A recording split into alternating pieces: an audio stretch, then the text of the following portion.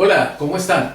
Espero que estén muy bien, espero que el Señor esté llenando sus corazones de gozo, de paz, de bendición. Y espero que estén ustedes también deseando conocer más de la palabra de Dios. Todos los cristianos estamos esperando un evento maravilloso, el arrebatamiento. Sabemos que Cristo viene por su iglesia. Cristo viene al aire.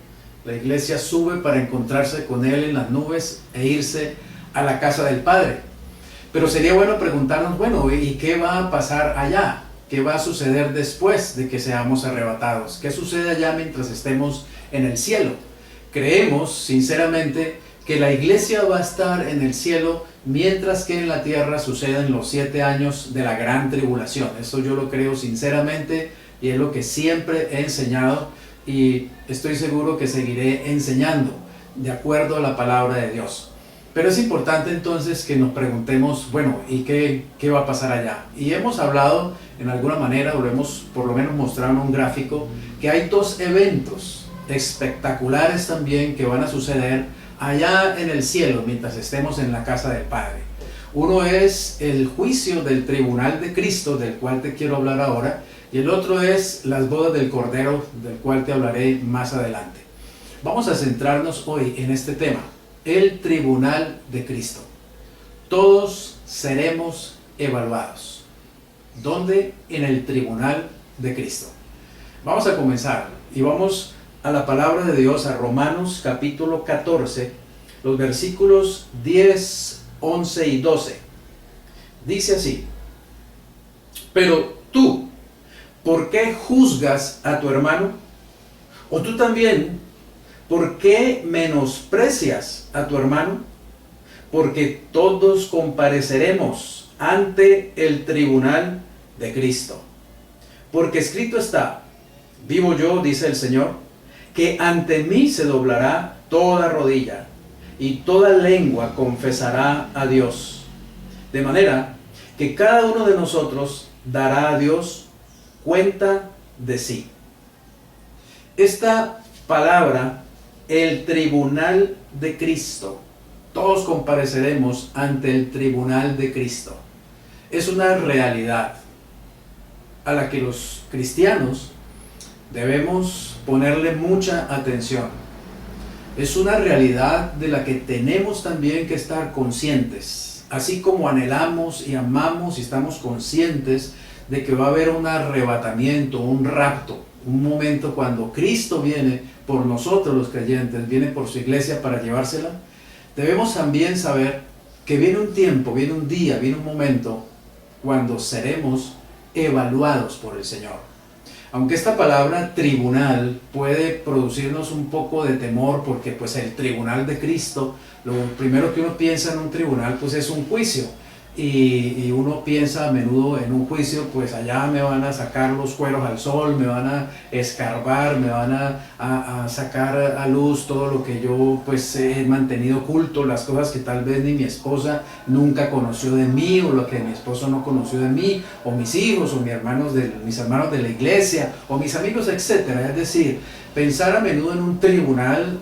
Precisamente esta mañana cuando hablaba con Marilena acerca de esto, ella me decía, pues es que uno lo primero que piensa es juicio, y cuando uno piensa en juicio, pues uno se asusta, pero lo que tenemos que pensar es lo siguiente, y es que juicio significa necesariamente que al final siempre habrá un veredicto de condenación. No, en un juicio también puede haber al final un veredicto de absolución. Así que no debemos temer a este término, el tribunal de Cristo, aunque todos vamos a comparecer ante Él y todos vamos a ser evaluados por el Señor, y todos, dice la palabra de Dios aquí, todos daremos, cada uno, vuélvelo al versículo 12, de manera que cada uno de nosotros dará a Dios cuenta de sí.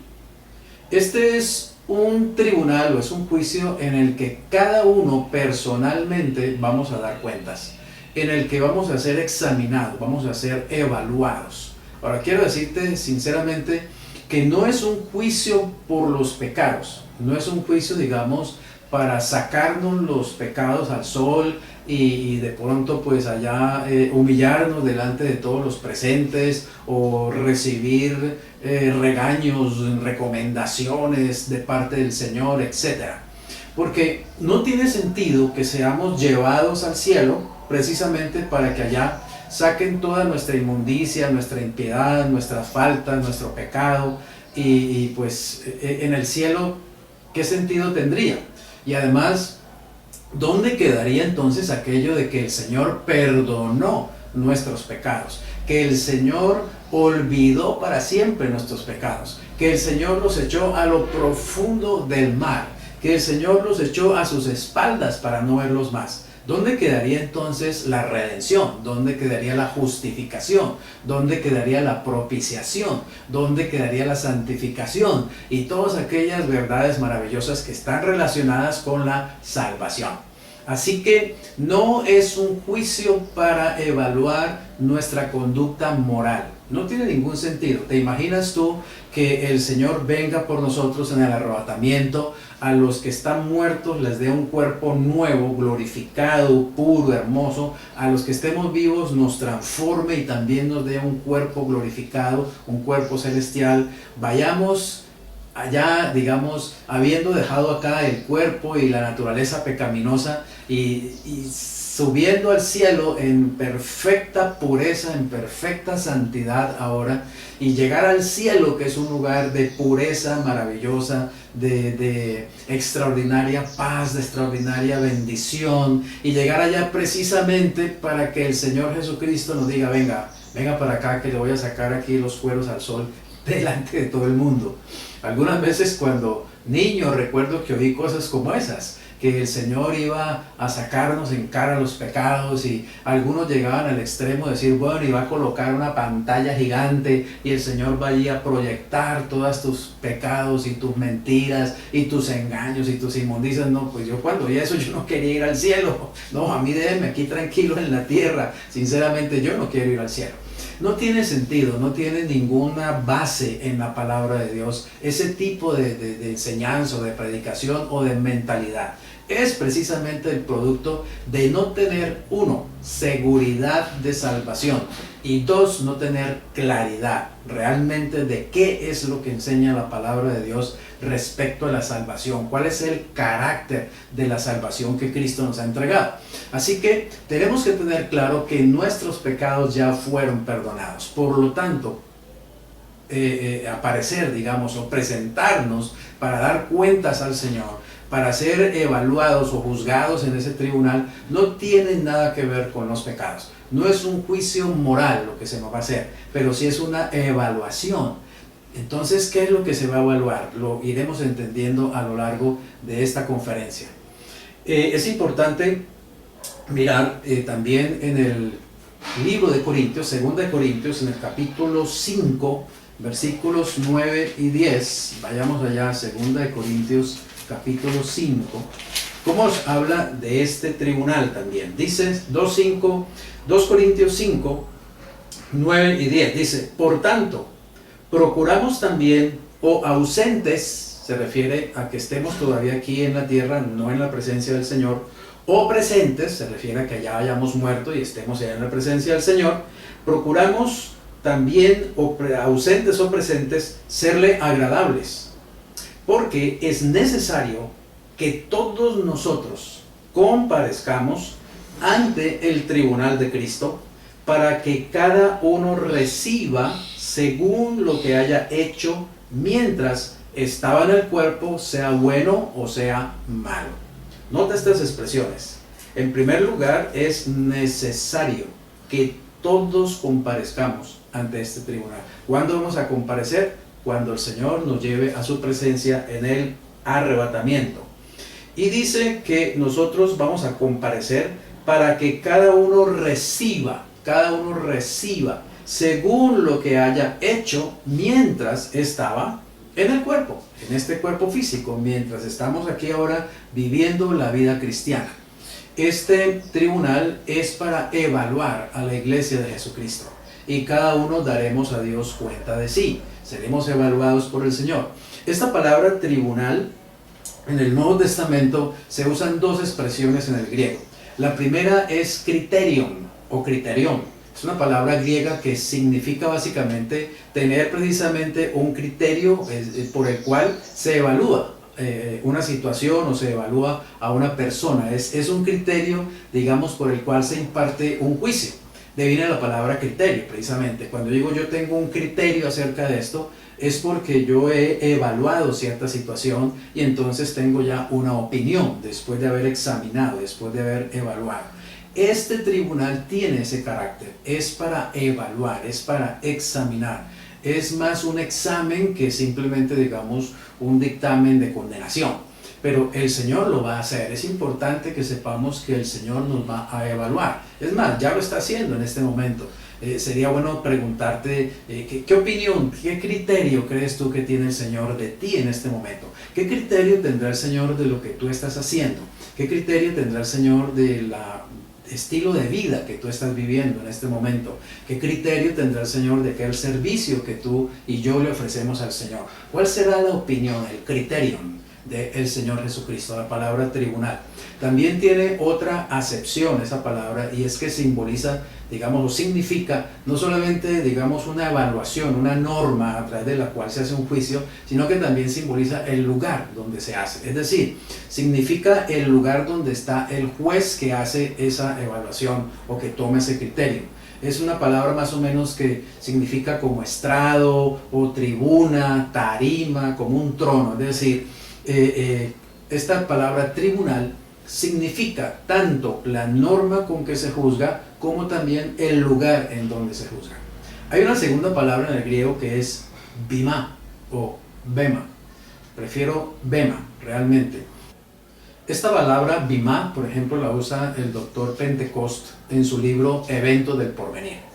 Así que significa entonces el lugar también donde vamos a comparecer ante el tribunal, el estrado donde está Cristo como el juez que nos va a evaluar. Ahora, hay un ejemplo en la cultura griega. Recuerda los juegos griegos en los estadios, las olimpiadas, por ejemplo, que son precisamente lo que hoy tenemos desde esa época, las olimpiadas. Allí en ese lugar, cuando en el estadio los diferentes atletas estaban compitiendo, en ese lugar había un estrado, había un tribunal, donde se sentaba el juez de esos juegos, el que iba a recompensar, el que iba a premiar a los vencedores, a los ganadores. Es en ese sentido que se usa la palabra tribunal. Así que podemos irnos dando la idea de que hay un tribunal donde Cristo se va a sentar como juez de cada uno de nosotros, estoy refiriéndome a la iglesia, y que como resultado de esa evaluación, de ese criterio del Señor, vamos a ser recompensados o no vamos a ser recompensados. Porque al fin y al cabo en una competencia algunos reciben recompensa y otros no. Por ejemplo, si vamos a 1 Corintios, el capítulo 9, versículos 24 al 27, 1 Corintios 9, 24 al 27, Pablo nos está hablando precisamente de eso, digamos, comparando la carrera cristiana, comparándola con una competencia en un estadio. Dice así, 1 Corintios 9, 24. ¿No sabéis que los que corren en el estadio, todos a la verdad corren, pero uno solo se lleva el premio? Corred de tal manera que lo obtengáis. Todo aquel que lucha, de todo se abstiene. Ellos a la verdad, para recibir una corona corruptible, pero nosotros una incorruptible. Así que yo, de esta manera corro, no como a la aventura, de esta manera peleo, no como quien golpea el aire, sino que golpeo mi cuerpo y lo pongo en servidumbre, no sea que habiendo sido heraldo para otros, yo mismo venga a ser eliminado. Nota que Pablo está hablando de una carrera que se corre en un estadio. Así es esta vida en Cristo, es una carrera, y es una carrera larga, no es simplemente una carrera de 100 metros, es una maratón realmente lo que corremos, porque la relación con Cristo, la comunión con Cristo, el servicio a Cristo, pues debe durar toda nuestra vida terrenal. Y el apóstol Pablo está muy consciente de que esta vida, esta carrera, tiene recompensas de parte del Señor. Y que así como en un estadio los atletas de este mundo corren para recibir una recompensa, en ese tiempo una corona de laureles, algo que se desvanecía con el tiempo, en este tiempo una medalla de oro, de plata, de bronce, que pues también es algo que al fin y al cabo se queda en este mundo. Si ellos se esfuerzan precisamente, si un atleta se esfuerza, se disciplina y trabaja fielmente durante mucho tiempo para ganar una corona corruptible, cuánto más nosotros los cristianos debemos esforzarnos en servir, amar, proclamar, enseñar acerca del Señor, obedecer al Señor, servir al Señor y correr esta carrera cristiana legítimamente, buscar ser la mejor versión cristiana de nosotros mismos. ¿Por qué? Porque hay recompensa. Ahora, no solamente lo hacemos por la recompensa, pero la recompensa debe ser una motivación para que busquemos vivir una vida de servicio real al Señor, una vida cristiana auténtica. Como digo, ser la mejor versión de nosotros mismos como cristianos. Así que entonces el apóstol Pablo dice, vuelvo y leo el 26 y 27. Así que yo de esta manera corro, no como a la aventura, de esta manera peleo, no como quien golpea el aire. Él dice que él no está corriendo la vida cristiana como la aventura. Es necesario que entendamos que la vida cristiana es una vida sobrenatural y que es una vida que tiene un carácter y que tiene unos resultados y que tiene también unas recompensas. No somos cristianos simplemente porque vamos a una iglesia o porque andamos con una Biblia. Tenemos que ser conscientes y aterrizar a la verdad de la palabra de Dios y de acuerdo a ella comenzar a vivir realmente, tener un estilo de vida bibliocéntrico, un estilo de vida cristocéntrico, porque esto no es simplemente algo pasajero. La vida cristiana tiene que ver con esta vida y con toda la eternidad, y lo que hagamos ahora también repercute en la eternidad. Así que dice, si no, 27, que golpeo mi cuerpo y lo pongo en servidumbre, no sea que habiendo sido heraldo para otros, yo mismo venga a ser eliminado. Muchas personas cuando leen esta palabra, venga a ser eliminado, entienden que Pablo está hablando allí de que pierda la salvación y que él está diciendo corran la carrera cristiana esforzándose etcétera para alcanzar el premio, pero cuidado, no vaya a ser que pierdan la salvación, porque muchos hermanos en Cristo no tienen esa certeza, esa seguridad de la salvación. Yo digo sin ánimo de ofender, en el fondo no han creído realmente en la salvación y tienen muchos temores y muchas objeciones doctrinales y versículos mal interpretados y sacados de contexto para decir que un cristiano nacido de nuevo, sellado con el Espíritu Santo, anotado en el libro de la vida, puede perder la salvación, cosa que definitivamente yo no he encontrado en la Biblia en 44 años que llevo conociéndola y enseñándola. Nunca he encontrado nada que realmente diga que la salvación, una vez que se ha obtenido, una vez que se ha nacido de nuevo, uno pueda perderla.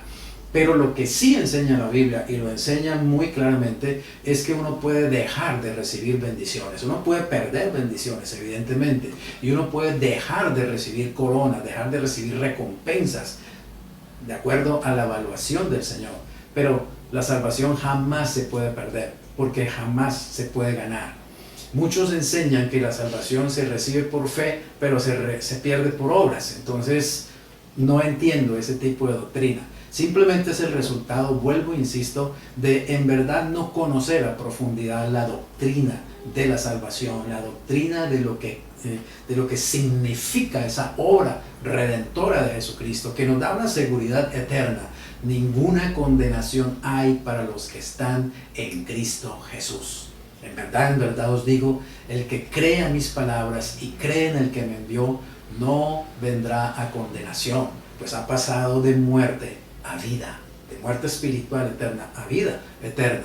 Así que Pablo no está hablando aquí de perder la salvación. Ser eliminado aquí no significa que él va a perder la salvación. Aquí la palabra eliminado es también una palabra en el griego que es adóquimos, y significa básicamente algo que se vuelve inútil, algo que resultó, digamos, inservible, algo que fue o haber sido reprobado. Por ejemplo, todos los atletas compiten en un estadio y este es el ejemplo que él está poniendo. Imagínate una carrera de 100 metros. Todos los atletas se han preparado, todos los atletas se han, digamos, disciplinado, todos los atletas se han abstenido de diferentes comidas, bebidas, lo que sea, para estar aptos para esa prueba, y todos pagan su esfuerzo. Resultó sin fruto su esfuerzo, resultó sin recompensa su esfuerzo, pero no van a perder la vida. No se le dice a un atleta que llegó de cuarto, de quinto, bueno, entonces, ¡pah!, muerto porque no llegó, digamos, en el primer, segundo, tercer lugar. Es también como sucede en el colegio. En el colegio teníamos exámenes, teníamos evaluaciones constantemente, ¿cierto? Y ganábamos evaluaciones o perdíamos evaluaciones. Y ganábamos a veces las felicitaciones de nuestros padres y nuestros profesores, o a veces también recibíamos las recomendaciones, las reconvenciones, la disciplina, los regaños de parte de nuestros padres porque no pasábamos las pruebas. Así que, pero nadie nos quitaba la vida. En el colegio no te decían, si repruebas este examen, pierdes la vida. Así que aquí no nos estamos jugando la salvación, porque la salvación es un regalo y es eterna. Pero sí nos estamos jugando cada día el hecho de que cuando el Señor nos evalúe en el tribunal de Cristo, podamos dejar de recibir recompensas. Y a eso se refiere Pablo cuando dice, bueno, yo me esfuerzo realmente para no ir a perder recompensas, para no ir a ser eliminado, habiendo sido heraldo para otros, o sea, habiendo sido ejemplo, habiendo sido una persona que va allá, digamos, como pionero, y habiendo sido alguien que le ha hablado a otros y le ha explicado a otros y ha discipulado y ha evangelizado, de pronto venga yo a quedarme allí a la mitad del camino, a la mitad de la carrera. Como sucede con muchas personas, muchos son cristianos verdaderos, han recibido a Cristo, han nacido de nuevo, tienen el Espíritu Santo habitando en ellos, pero están viviendo vidas inútiles, vidas por las cuales no van a recibir ningún tipo de recompensa de parte del Señor, aunque tienen la salvación. ¿Por qué? Porque se han quedado a la vera del camino, porque no han seguido esforzándose, porque no han seguido autodisciplinándose, porque no han seguido teniendo comunión con el Señor, porque han dejado de obedecer al Señor. ¿A cuántos cristianos yo me encuentro realmente tristes en el camino? ¿Cuántos he conocido que inclusive en un momento determinado fueron fogosos predicadores y evangelizadores y ahora están realmente inclusive en el mundo? Ellos se desviaron, pero no quiere decir eso que han perdido el amor de Dios, o Dios les ha retirado su misericordia, o Dios les ha dicho, bueno, ya entonces te quito la salvación.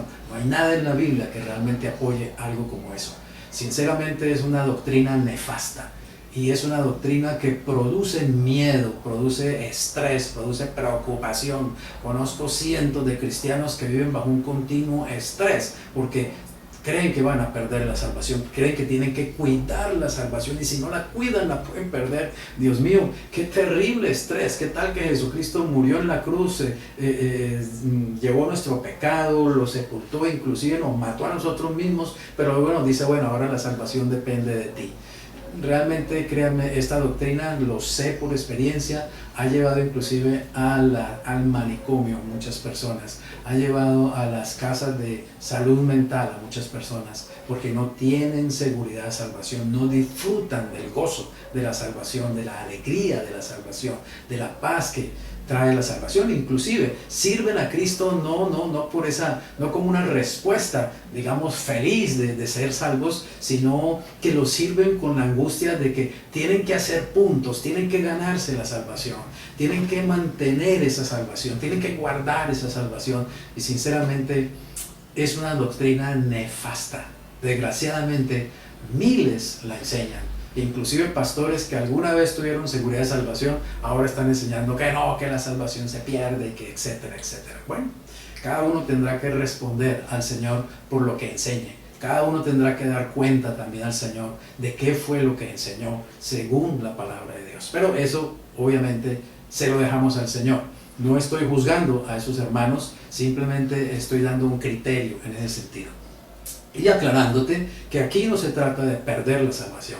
Se trata es de perder o dejar de ganar recompensas que el Señor tiene preparadas para aquellos que han corrido la carrera como el Señor quiere que la corramos. Muy bien, en primer lugar, entonces, tenemos que establecer que todos compareceremos ante el tribunal de Cristo, todos los cristianos, toda la iglesia de Jesucristo. Y en segundo lugar, el segundo punto que ya establecimos es que este juicio es para evaluación, no es un juicio para castigo, es un juicio de evaluación, no de castigo. y ya vamos a ver por qué. El tercer punto que tendríamos que tocar es que este juicio es diferente al juicio final. A menudo veo que muchos que predican de estas cosas confunden precisamente los juicios, confunden el juicio final con el tribunal de Cristo, o confunden el juicio de las naciones, por ejemplo, con el juicio del tribunal de Cristo, y eso trae evidentemente confusión. Hay que entender que en la Biblia hay por lo menos 7 juicios principales y básicos. Voy a delineártelos muy brevemente, no voy a entrar en detalle en cada uno de esos juicios, habría que hacer otra conferencia acerca de eso, pero voy a hablarte de esos 7 juicios para que tú tengas una idea básica. Estos 7 juicios tienen que ver, primero, el primer juicio, digamos, es el juicio por el pecado de los creyentes. ¿Qué es esto? Es el hecho de que Cristo fue a la cruz por mis pecados, llevando mis pecados. Y Cristo, al llevar mis pecados, fue juzgado en la cruz por mis pecados. Así que yo mismo fui juzgado también por mis pecados al estar en Cristo. Por eso la Escritura dice que nosotros estamos en Cristo, hemos sido identificados con Cristo. También dice que nosotros fuimos crucificados, fuimos muertos y fuimos sepultados juntamente con Cristo. De esa manera, digamos, recibimos el juicio por los pecados, pero lo recibimos en Cristo. El que llevó realmente la ira de Dios sobre él, el que sufrió la ira de Dios por los pecados, fue Cristo. Precisamente por eso también creemos que la iglesia no va a pasar por la gran tribulación, porque la iglesia ya fue juzgada en Cristo por sus pecados. La iglesia ya fue liberada de ese juicio. No tiene sentido que pase por un periodo tan terrible de juicio como la gran tribulación, por cuanto ya fueron juzgados los pecados del creyente. Ese es el primer juicio.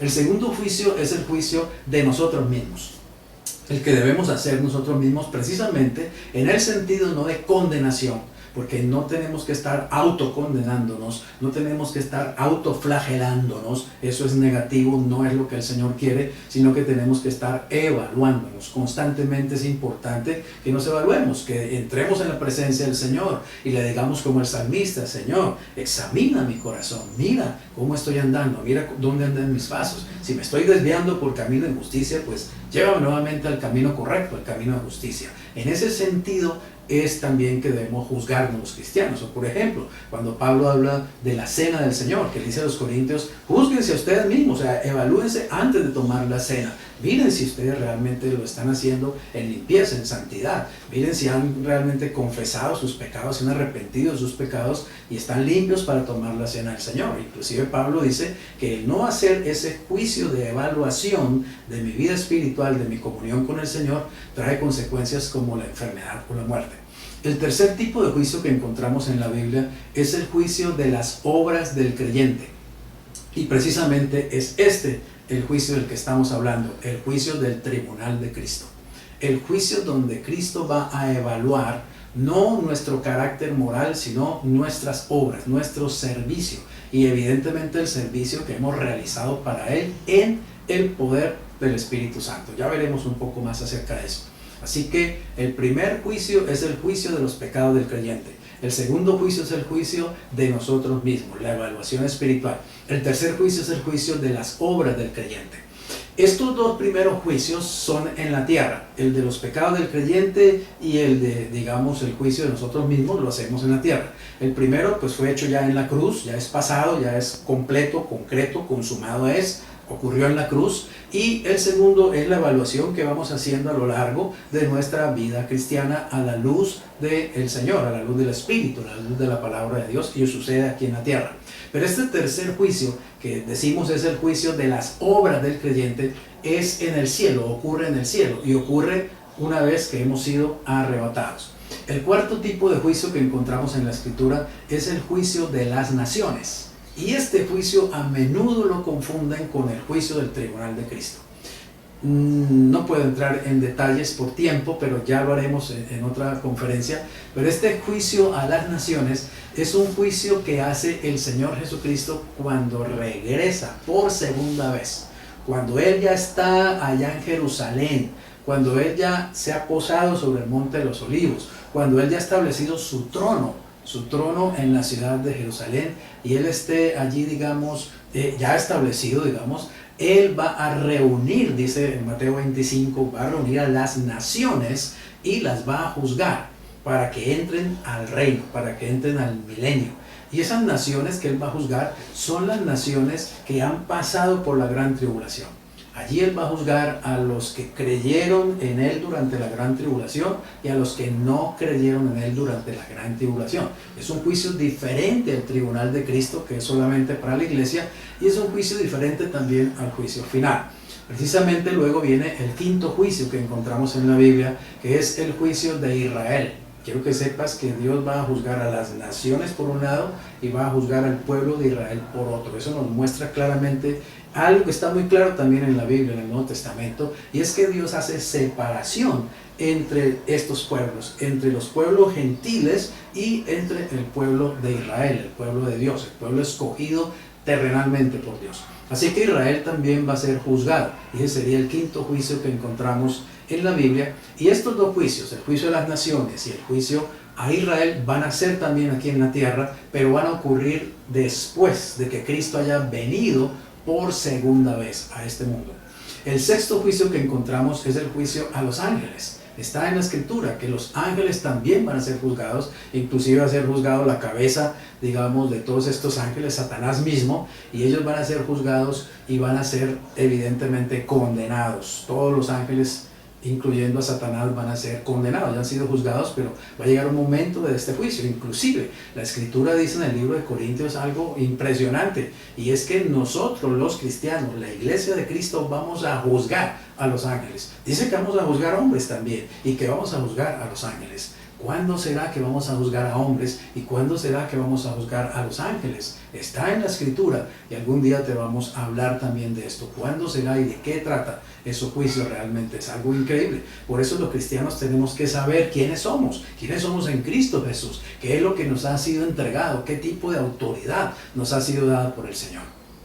El sexto juicio es el juicio de los ángeles y el séptimo juicio es el juicio de los no creyentes. Es decir, es el juicio final. Por eso se llama final, porque ya nunca más habrá ningún tipo de juicio en el sentido de condenación o algo parecido, de los pecados, lo que sea. Es el juicio último, el juicio final. Y ese juicio también ocurre aquí en la tierra y ocurre después de que Cristo ha reinado 1000 años en este mundo. Es decir, ocurre después del milenio y es el juicio final, y a él van a comparecer todos los no creyentes.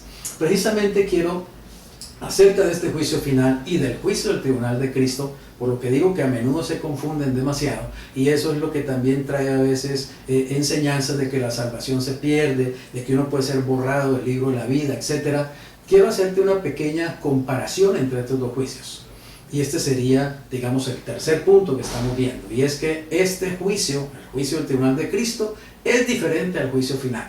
Veamos algunas diferencias básicas entre este par de juicios. En primer lugar, hay una diferencia en a quienes se juzga. En el juicio del tribunal de Cristo, del que estamos hablando, se juzga única y exclusivamente a los cristianos. Es un juicio exclusivo, es una evaluación de parte del Señor exclusivamente para los cristianos. En el juicio final, ¿a quién se juzga? Se juzga a todos los no creyentes, desde Adán, pasando por los tiempos de Abraham, de Moisés, de David, pasando por todo el periodo de la iglesia, pasando por la gran tribulación, pasando por los 1000 años del reinado de Jesucristo. Se reúne a todos los no creyentes de todas las épocas, de todas las dispensaciones, si le quieres llamar así, y el Señor les va a juzgar. Es un juicio, es el juicio final y es para no creyentes. En segundo lugar, la diferencia entre estos dos juicios es el motivo por el cual se juzga. En el juicio del tribunal de Cristo, que es para nosotros los creyentes, el motivo es para evaluar nuestra obra al Señor, nuestro servicio al Señor, las obras del creyente, las obras del cristiano. Recuerda que dice en Efesios que el Señor ha preparado obras de antemano para que andemos en ellas. Bueno, de acuerdo a esa asignación de obras, también se va a hacer la evaluación de esas obras. Así que el motivo por el que se juzga a los creyentes es su servicio al Señor, la evaluación de ese servicio. Y el motivo por el cual se juzga en el juicio final a los no creyentes es por sus obras, por el tipo de vida que vivieron sin Cristo. Imagínate, ¿cómo puede uno presentarse habiendo vivido sin Cristo a ser evaluado, a ser juzgado por el Señor? ¿Crees que una persona podría ser librado de ese juicio? ¿Saldría bien librado cualquier ser humano que se presente ante Cristo sin salvación, sin haber aceptado a Jesús jamás en su corazón? Ellos van a ser juzgados, todos los no creyentes, y es un juicio exclusivo para ellos. Así como hay un juicio exclusivo para los creyentes, en este caso nosotros los cristianos, la iglesia, el tribunal de Cristo, hay un juicio exclusivo para los no creyentes. El juicio final o el juicio del trono blanco, como está escrito en el libro de Apocalipsis capítulo 20. Así que esta es una segunda diferencia. Una tercera diferencia es en dónde se lleva a cabo este par de juicios. El juicio del tribunal de Cristo se lleva a cabo, ya lo dijimos, en el cielo. Obviamente es en el cielo porque es después de que hemos sido arrebatados. Y el juicio final se lleva a cabo aquí en la tierra. Es un juicio terrenal. El trono del Señor va a estar aquí en la tierra y van a ser llamados a comparecer ante Él todos los no creyentes para ser juzgados. En cuarto lugar, las diferencias entre estos dos eventos, estos dos juicios, están en cuándo sucede cada uno de estos juicios. El juicio del tribunal de Cristo sucede una vez que hayamos sido llevados a la presencia del Señor. El Señor vendrá a los aires, la iglesia subirá para encontrarse con Él, el Señor llevará a su iglesia a la casa del Padre y allá en el cielo seremos entonces, compareceremos ante el tribunal de Cristo. Así que este juicio del tribunal de Cristo se realizará en el cielo, y se realizará una vez que sucede el arrebatamiento, pero el juicio final sucederá aquí en la tierra y sucederá una vez que terminen los 1000 años del reinado de Cristo sobre la tierra. Y la quinta diferencia que podríamos establecer entre el juicio del tribunal de Cristo y el juicio final está en el resultado de cada uno de estos juicios. El resultado del juicio del tribunal de Cristo, el resultado para la iglesia, vuelvo y lo enfatizo y lo haré una y otra vez, no es para condenación, por cuanto no está relacionado con el pecado. Este resultado será que el cristiano sencillamente o recibirá recompensas o dejará de recibir recompensas. Habrá pérdida, evidentemente. ¿Y cuál es la pérdida? Que dejaré de recibir recompensas que pude haber recibido realmente si mi carrera hubiera sido de otro estilo, si mi servicio hubiera sido de otro estilo para el Señor. Y el resultado para el juicio final, para los no creyentes, es condenación. Nadie que comparezca, oye bien, nadie que comparezca al tribunal de Cristo será condenado. Pero también nadie que comparezca al juicio final será salvado. Será condenado. No hay ningún otro veredicto. La Escritura dice que los buscaron a ver si estaban anotados en el libro de la vida, no fueron hallados anotados, y entonces dice que fueron lanzados al lago de fuego que arde con azufre, donde es la segunda muerte, la muerte eterna, la muerte, la condenación eterna. Así que hay estas 5 diferencias entre estos dos juicios y es bueno que los tengas en cuenta y que estudies y que busques más acerca de esto en la palabra de Dios y profundices, porque es también tu responsabilidad como la mía profundizar en la palabra de Dios. Vamos ahora al cuarto punto de esta conferencia sobre el juicio del tribunal de Cristo. El hecho de que todos los cristianos seremos evaluados ante la presencia del Señor Jesucristo como juez. Y este cuarto punto, podríamos decir, es que los vencedores serán recompensados. Quiero llevarte a 1 Corintios capítulo 3, versículos 11 al 13. Para mí es el pasaje más claro que hay en el Nuevo Testamento, en los escritos de Pablo, en las epístolas de Pablo, el pasaje más claro que hay acerca de este asunto que estamos tratando. El hecho de que todos los cristianos vamos a comparecer ante este juicio del tribunal de Cristo y vamos a ser evaluados por el Señor mismo. Voy a leer todo el pasaje y luego hablamos de detalles. 1 Corintios 3, 11 al 15. Porque nadie puede poner otro fundamento que el que está puesto, el cual es Jesucristo. Y si sobre este fundamento alguno edificare oro, plata, piedras preciosas, madera, heno, hojarasca, la obra de cada uno se hará manifiesta, porque el día la declarará, pues por el fuego será revelada. Y la obra de cada uno, cual sea, el fuego la probará. Si permaneciere la obra de alguno que sobreedificó, recibirá recompensa. Si la obra de alguno se quemare, él sufrirá pérdida, si bien él mismo será salvo, aunque así como por fuego. Nota lo que está diciendo este pasaje.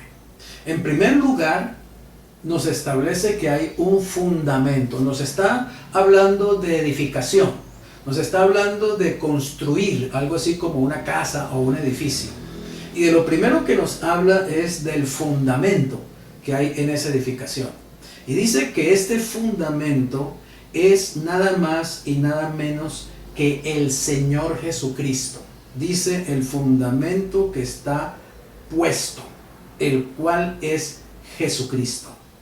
Jesucristo fue muy claro cuando dijo que cualquiera que cree en Él, a su palabra, es como alguien que edifica sobre una roca, que pueden venir los vientos, las tempestades y dar con ímpetu la lluvia contra esa casa, y que esa casa va a permanecer firme, no va a caer, porque tiene un fundamento sólido que es la roca, es Cristo mismo.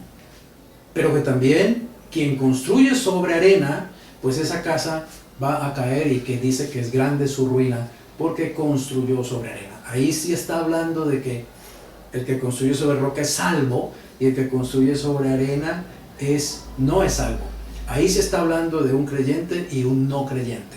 Pero aquí está hablando de creyentes. Es el juicio del tribunal de Cristo para la iglesia de Jesucristo. Así que todos tenemos un fundamento. Todos los verdaderos cristianos ya tenemos el fundamento, es Cristo. En Romanos capítulo 8 dice que nadie puede ser cristiano si no tiene a Cristo. O sea, es absurdo que haya cristianos sin Cristo. No existen cristianos sin Cristo. Serían cristianos nominales, cristianos de mentiras, cristianos falsificados. El verdadero cristiano tiene el fundamento, tiene a Cristo, ha recibido la salvación, ha sido sellado con el Espíritu Santo de la promesa de la redención, la promesa de la resurrección, la promesa de ser llevado precisamente en el arrebatamiento. Así que todo verdadero cristiano ya tiene el fundamento, es Cristo en su vida, tiene la salvación. Pero mira lo que dice el versículo 12. Y si sobre este fundamento alguno edificare. Todos los cristianos, una vez que recibimos a Cristo, recibimos el fundamento, comenzamos a construir un edificio. Sepámoslo o no sepamos. Entendamos lo que es la vida cristiana o no entendamos muchas cosas. Tengamos información suficiente de la palabra de Dios o apenas hayamos oído uno o dos versículos. Todos estamos edificando sobre ese fundamento. Una vez que tú recibes a Cristo, comienza la carrera cristiana, comienza la edificación de ese edificio.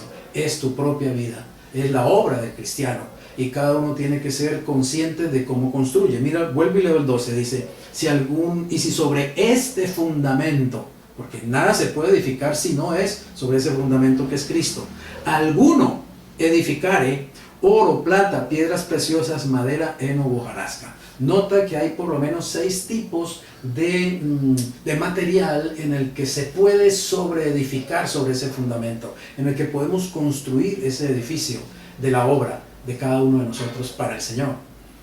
Puede ser oro, plata, piedras preciosas, puede ser madera, heno o hojarasca. Notas que son realmente la calidad de esos materiales es distinta, así que cada uno estamos edificando en esta carrera cristiana que estamos corriendo, en esta construcción espiritual que estamos haciendo para el Señor, porque para el Señor lo hacemos, sea de palabra o de obra, todo hazlo como para el Señor, lo estamos haciendo con diferentes materiales, con diferente calidad. Tenemos que tener mucho cuidado con qué material estamos edificando. Ahora, evidentemente, edificar con madera, con heno y con hojarasca es edificar en la carne. Son aquellos cristianos que sirven al Señor, pero lo hacen en la carne. Es todo lo que predicamos, pero en la carne. Es todo lo que enseñamos, pero en la carne. Es todas las obras que hacemos para que nos aplaudan, para que nos vean, para que nos den reconocimiento. En la carne. Madera, heno o hojarasca.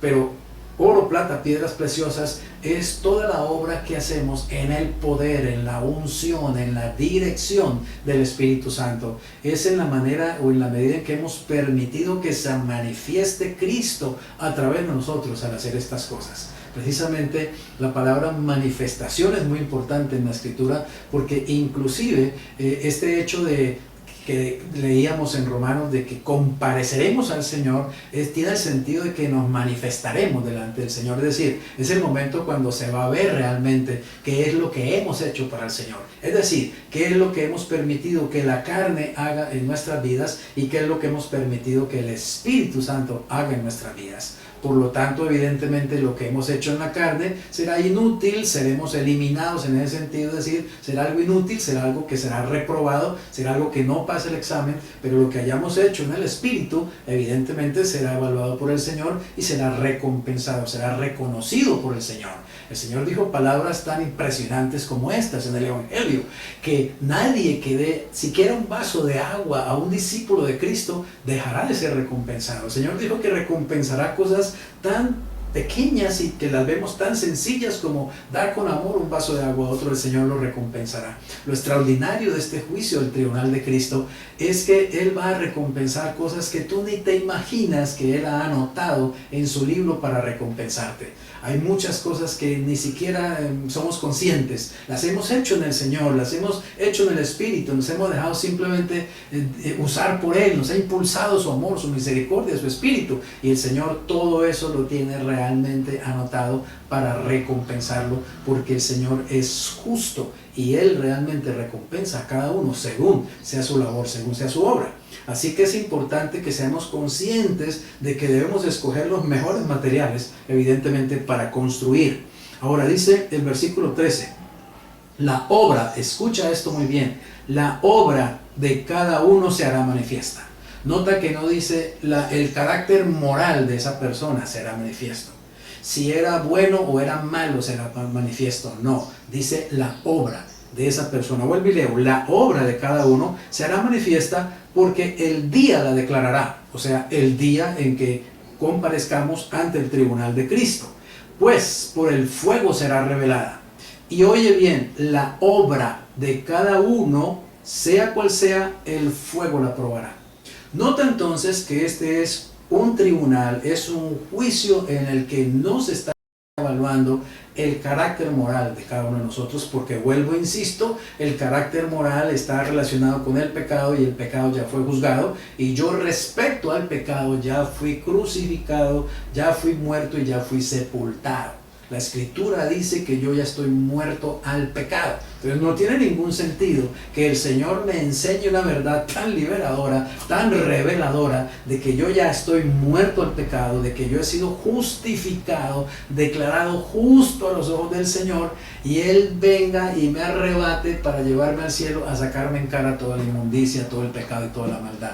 Ese tipo de enseñanza es totalmente contrario a la Escritura y es el fruto de no tener claras muchas cosas precisamente en su lugar, muchas cosas como las enseña en la Biblia. Y esto, por ejemplo, en los juicios, por eso es importante entender por lo menos esa diferencia, esos 7 juicios y cuándo ocurren cada uno y cuál es el lugar de cada uno de esos juicios. Este lugar es en el cielo, este lugar está ocurriendo cuando ya nosotros hemos sido liberados para siempre de la naturaleza pecadora, cuando estamos ya viviendo en un cuerpo glorificado, cuando estamos en la santidad y la libertad del cielo, cuando ya no experimentamos emociones y pensamientos negativos como envidia, como odio, como competencia desleal, como miedo, tampoco como vergüenza. No es que vamos a estar allá avergonzados en el juicio viendo que Pablo construyó un edificio de oro y yo me presenté allá con una cabaña de madera, entonces qué vergüenza, me van a decir vayas allá al último rincón, usted va ahora a trapear las calles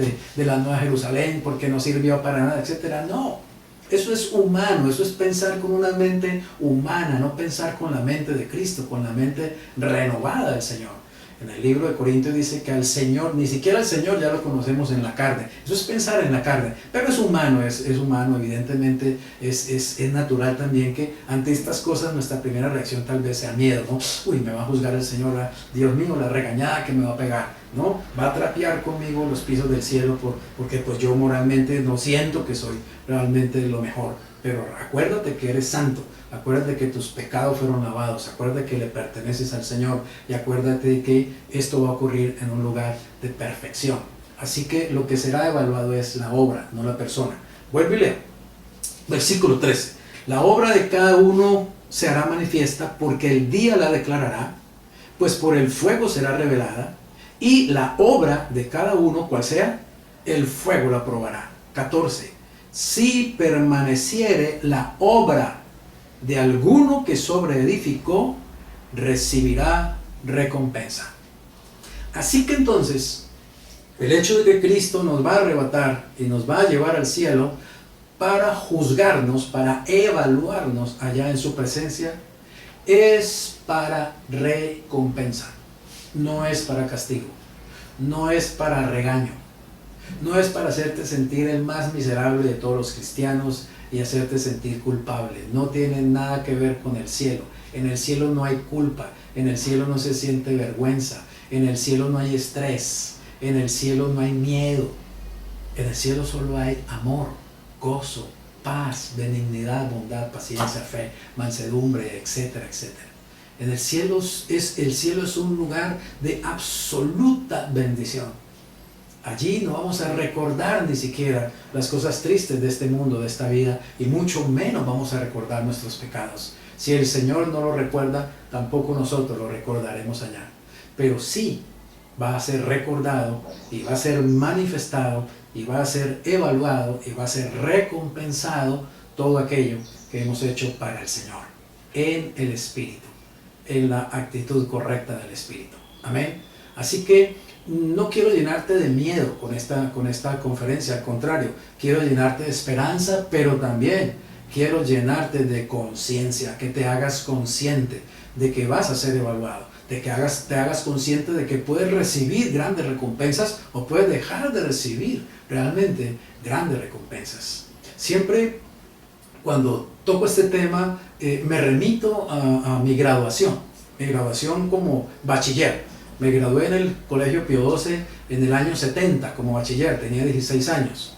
Y en ese tiempo graduarse como bachiller pues era una gran cosa, ¿cierto? Era algo que se hacía con una gran ceremonia y en ese colegio sí que era una gran pompa. Eso se celebraba la ceremonia de graduación de bachillerato y se hacía, me acuerdo, en el edificio del Coliseo del colegio.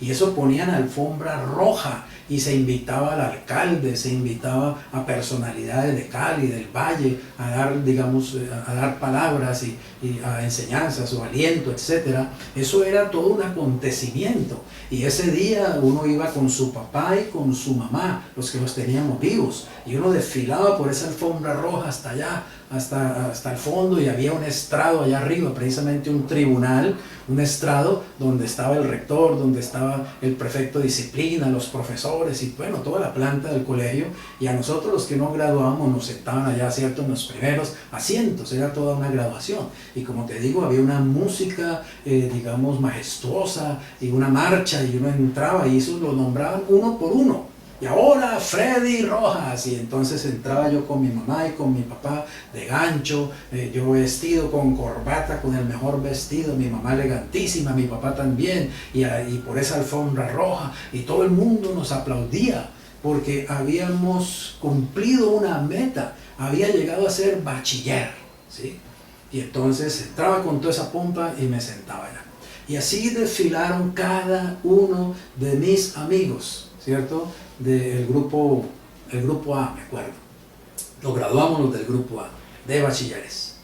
Y todos estuvimos ahí sentados, y entonces comenzó la ceremonia y hubo un momento en que llegaron los premios, los reconocimientos. Entonces comenzó el rector a decir, bueno, y ahora vamos a entregarle, a cada uno nos entregaron un cartón, ¿está claro? A cada uno subimos allá y recibimos el cartón. Yo subí, me nombraron otra vez, Freddy Rojas, subí allá, me entregaron mi cartón de bachiller. Yo feliz, vine todo emocionado, vine todo orgulloso y le entregué a mi padre y a mi madre mi cartón de bachiller, y mi madre se secaba las lágrimas emocionadas, ¿cierto? Porque, bueno, era una meta cumplida, era un esfuerzo que todos habíamos hecho como familia. A todos nos entregaron el cartón de bachiller, la salvación. Pero luego vino un momento de la ceremonia en que el rector se puso en pie y dijo, bueno, ahora vamos a entregar los reconocimientos a los que se han graduado. Y en esos reconocimientos no estábamos todos. En esos reconocimientos estaban apenas algunos. Los que habían hecho la tarea mucho mejor, los que se habían esforzado más durante el bachillerato. Yo reconozco que yo fui un bachiller mediocre.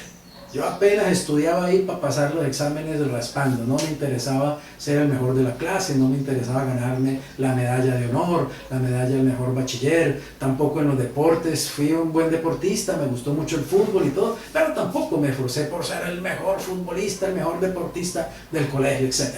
Reconozco que fui mediocre en todas estas cosas. No me esforcé lo suficiente y ahora reconozco que yo hubiera podido ser el mejor de la clase y ser el mejor del colegio si realmente lo hubiera querido. Pero no lo hice, fue mi decisión. Así que ese día realmente me tocó estar sentado y ver cómo varios de mis compañeros se paraban a recibir esos honores, a recibir esos reconocimientos, a recibir esos premios extras que se le entregaban además del cartón de bachiller.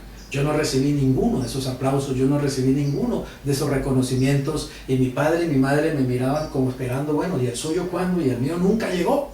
Siempre digo en chiste que casi que me gano la banda digamos, al mejor alumno de todo el colegio, casi que me la gano, porque se la entregaron a Barreto, que estaba sentado al lado mío. Así que, ¿entiendes esto? Yo me gradué ese día, yo desfilé por el pasillo, yo fui nombrado ese día. Ese día me entregaron mi cartón de bachiller, pero no recibí ni una sola recompensa, ni una sola recompensa. La recibieron otros que se habían esforzado más. ¿Entiendes la idea? Así que esto es el tribunal de Cristo. El momento cuando todos sabemos que tenemos la salvación, no nos la van a quitar, no la vamos a perder. La salvación no se pierde, es que no se puede perder, es imposible perderla. Me gustaría enseñarte miles de versículos en la Biblia que podrían fortalecerte en esa seguridad de salvación, pero bueno, eso lo haremos también en otra conferencia. Pero no se puede perder, pero lo que sí se puede perder o dejar de ganar son premios, recompensas, reconocimientos de parte del Señor, y eso es lo que va a ocurrir en el tribunal de Cristo. Vuelvo y leo el versículo 14. Si permaneciere, escucha esa palabra, si permaneciere la obra, no dice la persona, sino la obra de alguno que sobreedificó, recibirá recompensa. ¿Por qué seremos recompensados, premiados, coronados? Por nuestro servicio al Señor, por la obra que hayamos realizado después de haber sido salvos. Y oye lo que dice el 15. Si la obra de alguno se quemare, él sufrirá pérdida, si bien él mismo será salvo, aunque así como por fuego. Vuelvo y lo leo. Si la obra de alguno se quemare, ¿qué es lo que se quema? ¿La persona o la obra? La obra. ¿Qué es lo que se quema en el juicio final? La persona y las obras. Vuelvo y leo. Si la obra de alguno se quemare, él sufrirá pérdida. ¿Cuál es la pérdida que sufre? ¿La salvación? No, la pérdida de la recompensa, la pérdida del premio, la pérdida del reconocimiento que hubiera el Señor podido darle. Si bien él mismo, y lo dice muy claro la Escritura, si bien él mismo será salvo. Y es que obviamente será salvo porque ya era salvo, ya había sido salvado.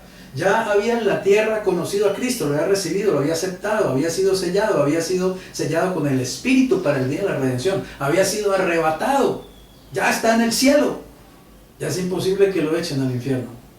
No es como esos cuentos que la gente llega al cielo y la devuelven para el infierno. Son cuentos populares, pero no es enseñanza de la palabra de Dios. Dice, él mismo sufrirá pérdida, él sufrirá pérdida, si bien él mismo será salvo, escucha esta expresión, aunque así como por fuego. Aunque así como por fuego. ¿Qué significa ser salvo aunque así como por fuego? Acuérdate que la expresión de este pasaje, digamos, el entorno de este pasaje es un entorno de constructores que todos tienen el mismo fundamento, que no se puede quemar, pero cada uno construye con materiales diferentes un edificio, una casa. Y una vez que se prueba con el fuego esa construcción, la de muchos se quema y la de otros no se quema. Obviamente, si yo me aparezco allá en el cielo con una casa toda de madera, de heno y de hojarasca, y yo estoy dentro de esa casa, es mi obra, me presento allá con mi obra, y le meten fuego, pues tengo que salir corriendo de ahí. Y lo demás se quemará todo. Seré salvo así como por fuego.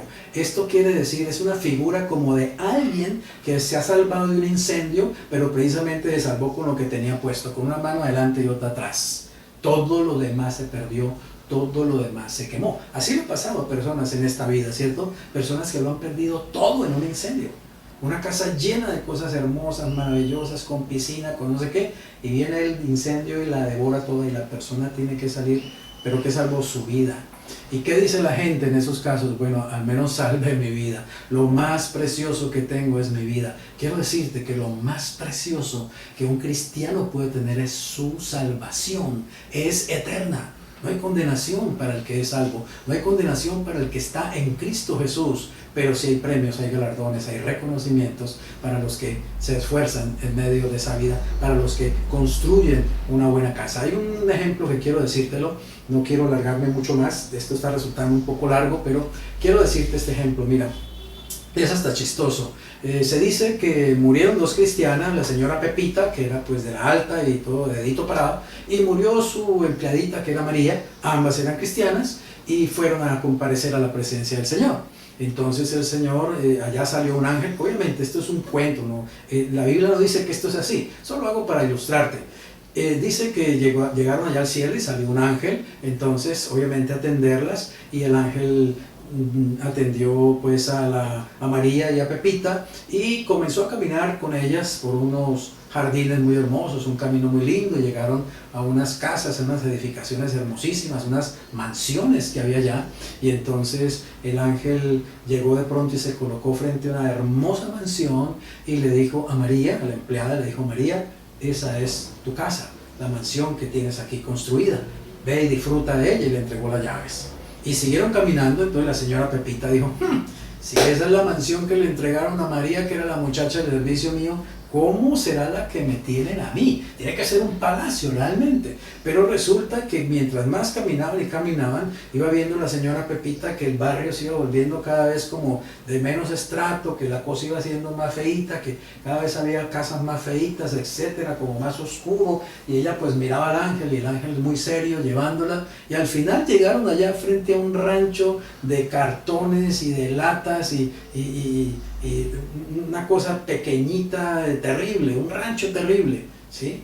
Y le dice el ángel: señora Pepita, bienvenida a la habitación que usted tiene aquí le entregamos las llaves.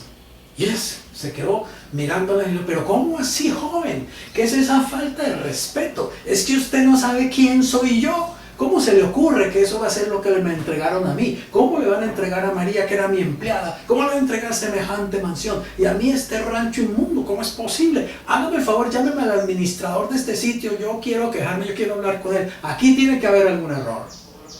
Y el ángel dice: no, señora Pepita, aquí no hay ningún error. Aquí no se cometen errores, esto es del cielo. Simplemente aquí se construye con los materiales que ustedes nos envían desde la tierra. Y los materiales con que María envió fue como que construyó su casa, y estos son los materiales que usted envió: 4 cartones, 3 latas y unos pocos palos, etcétera, etcétera. Así que no hay ninguna equivocación, simplemente hemos construido con los materiales que usted envió.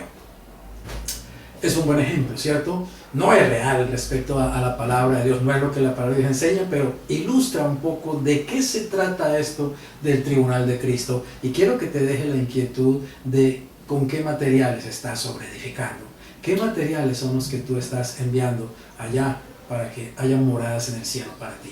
Realmente quiero hacer un llamado a tu conciencia como cristiano. Piensa seriamente en estas cosas. Esto no es un juego, vamos a ser evaluados. La vida cristiana se trata también realmente de servir evidentemente al Señor y de hacerlo de la mejor manera. Bueno, no quiero extenderme más, sencillamente quiero decirte que hay muchas coronas para los vencedores. En algún momento examinaremos también esas diferentes coronas, las hay en la Escritura, pero vamos a terminar con un versículo en 1 Corintios, capítulo 15, el versículo 58. Capítulo 15, versículo 58. Dice así: así que, hermanos míos amados, estad firmes y constantes, creciendo en la obra del Señor siempre, sabiendo que vuestro trabajo en el Señor no es en vano. Y este es el quinto punto con que quiero concluir esta conferencia. El quinto punto es: ¿qué debemos hacer? ¿Qué debemos hacer entonces?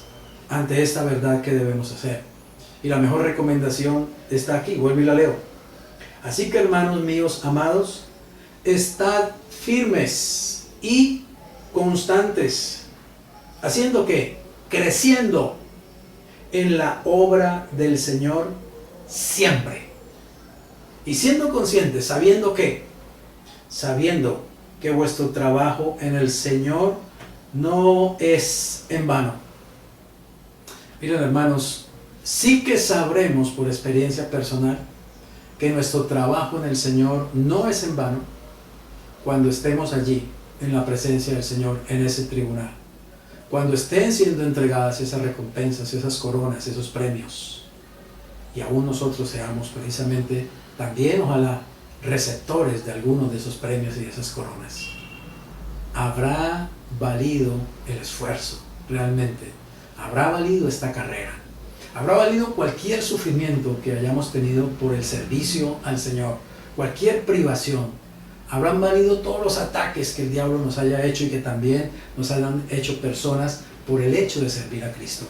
¿Habrá valido realmente el haber servido al Señor? Vale. Así que esfuérzate, mantente firme, mantente constante en la obra del Señor. Crece en el conocimiento de Él, crece en el conocimiento de estas cosas. Métete en la Biblia, sumérgete en la Biblia, estúdialas. No leas simplemente 2 versículos y creas que ya tienes una doctrina hecha. Profundiza realmente en estas cosas y recibirás una gran recompensa, una gran satisfacción. La satisfacción que da servir al Señor, la satisfacción que da crecer en el Señor. Es maravilloso realmente poder crecer en Cristo. Es maravilloso poder tener el honor de servir al Señor Jesucristo. Quiero leerte un último versículo, 1 Corintios capítulo 4. Mira lo que dice. Que esta sea nuestra conclusión de esta conferencia. 1 Corintios capítulo 4, versículo 5 dice: así que no juzguéis nada antes de tiempo, hasta que venga el Señor. Se refiere allí hasta que el Señor venga por nosotros, por la iglesia, no la segunda venida. Acuérdate, el arrebatamiento. Leo nuevamente: así que no juzguéis nada antes de tiempo, hasta que venga el Señor, el cual aclarará también lo oculto de las tinieblas y manifestará las intenciones de los corazones. Y entonces, escucha, y entonces cada uno recibirá su alabanza de Dios. Nota que esta evaluación, que este tribunal de Cristo, que este juicio, no es para condenación, es para reconocimiento, para premiación.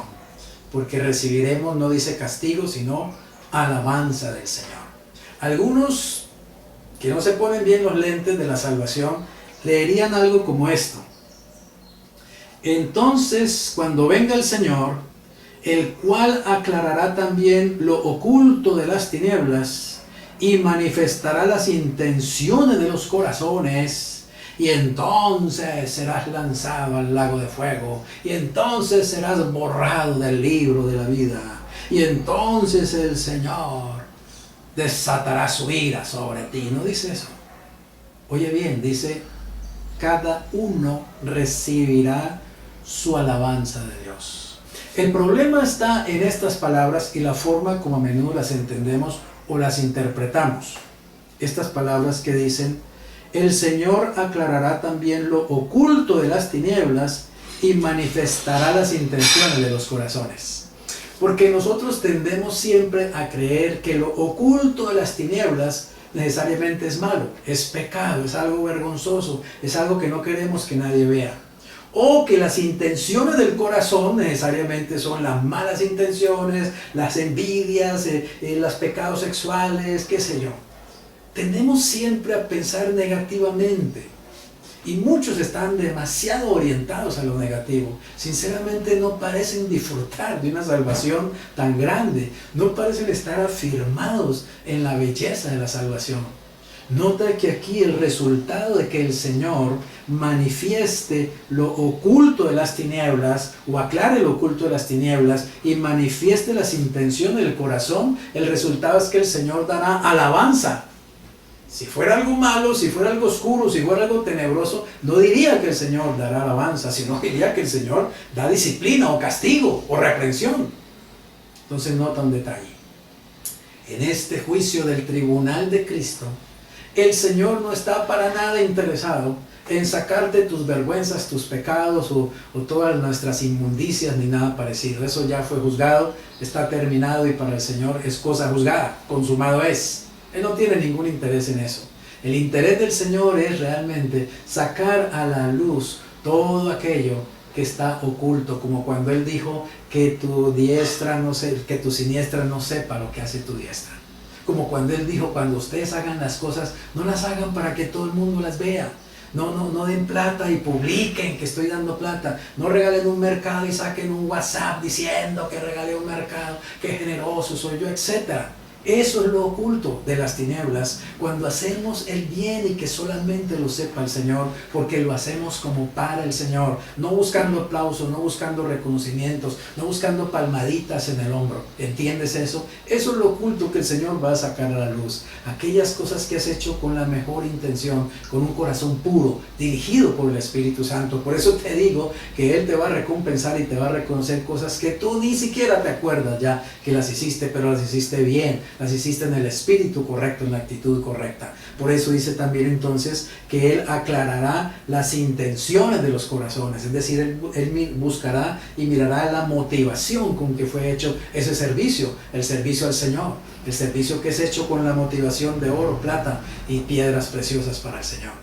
Y cada uno, qué hermosas palabras. Yo me gozo en el tribunal de Cristo, yo anhelo estar allí en ese tribunal realmente. Quiero decirte, no tengo el más mínimo temor. Sé que no voy a ser el más premiado, sé que no voy a ser el más recompensado como me pasó cuando me gradué de bachiller, pero no me asusta, no tengo ningún miedo y no quiero que tú tengas miedo, temor, angustia por esto, sino que seas consciente de que debes trabajar para recibir esas recompensas y para recibir las mejores, y debes correr la carrera, como dice Pablo, ¿cierto? Correrla bien para alcanzar el premio que Él tiene preparado para ti. Pero quiero que sepas que recibiremos, dice cada uno, dice allí, cada uno recibirá alabanza de parte del Señor. ¿Tú te imaginas? Si nosotros estamos acostumbrados a darle alabanza a Él, si el digno de alabanza es Él y de adoración es Él. Yo le doy alabanza todos los días y tú también lo haces, todo el tiempo lo alabamos, todo lo que hacemos es para alabarlo a Él, pero viene un día cuando Él te dará su alabanza, cuando Él te dará la recompensa, cuando Él te dará el reconocimiento.